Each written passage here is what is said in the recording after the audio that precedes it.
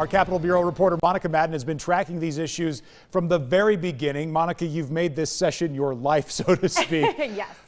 Tell people what's putting this session behind schedule. There's a lot. The biggest thing that you need to understand is even though there's unified control with the governor, the House, the Senate, there couldn't be further apart when it comes to the budget between the Senate and the House right now. So they're doing a lot of those negotiations behind closed doors.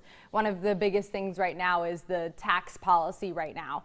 The Senate and the governor, they're kind of hoping to remove those 2018 triggers for the state income taxes. That's they had these triggers in place that the state revenue has to be at a certain growth rate in order for those tax cuts to start triggering. You've got to make sure enough money's coming in before you collect less. Exactly, exactly. Now, the House, however, they want to be a little bit more judicious on that. Speaker of the House, Pat Grassley, has said, you know, let's wait a second, especially with all of the uncertainty from the pandemic. So they kind of want to take a wider look at this, and the Senate and governor, they want to keep going with those tax cuts. So well, let's remind our viewers, though, too, Monica, this is Republicans who basically can't agree amongst themselves. The Democrats are a non-factor here. Yeah, that's exactly the issue. I was talking to the ranking member of the Appropriations Committee the other day, who is a Democrat, and he said, you know, right now it's just infighting between the Republicans. They're trying to work out all these their differences on, you know, how much money to put in each different pocket for the budgets, and they could not be further apart right now. Because the budget has to be done before the session can wrap up.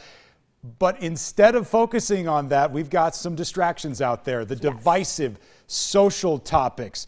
First of all, let's talk about the vaccine passports. A lot of people wonder, how is this still a thing? The president came out and said vaccine passports aren't going to be a thing. Well, that's exactly the question that Democrats were asking today. They said this is kind of a non-starter. They haven't heard of, any businesses or local governments here in Iowa saying, hey, we're going to require this proof of a vaccine before you can enter the establishment. So this bill that the House passed last night would take away state grants from any businesses or local entities that decide to require, proof of vaccination before you enter the establishment. But again, no one has been saying that they will require that. Yeah, they want to legally nip it in the bud, so to speak. Let's talk about this diversity training.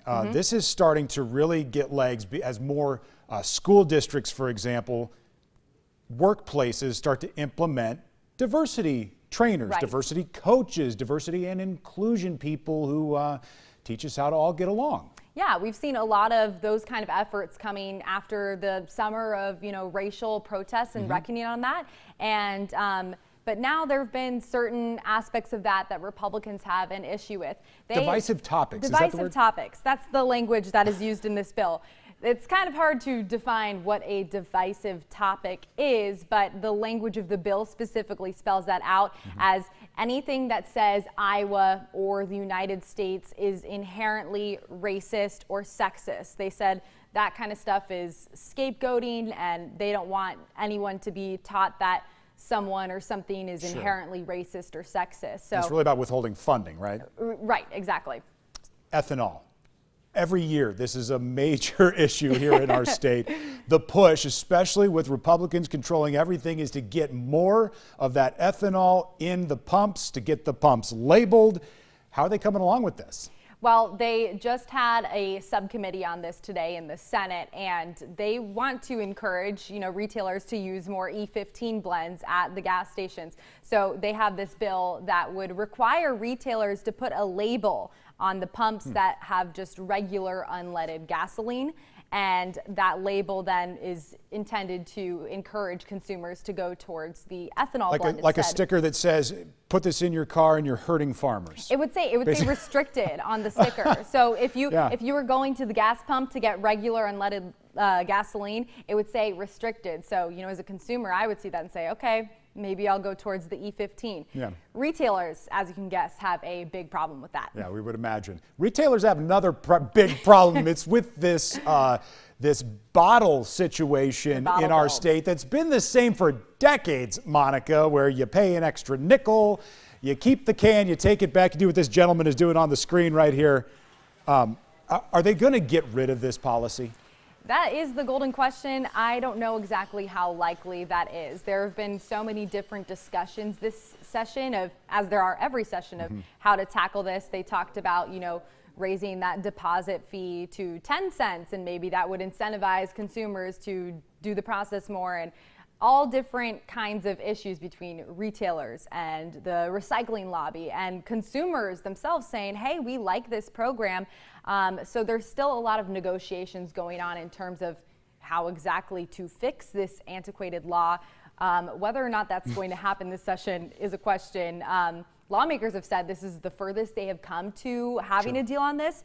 However, Senate Majority Leader Jack Whitford has said he's not exactly sure that there will be a final deal this session. Capitol Bureau correspondent Monica Madden, and we expect you to come back and tell us what they finally decided on all these things, hopefully as soon as next week. Hopefully. We're back with more on the News at 4 right after this.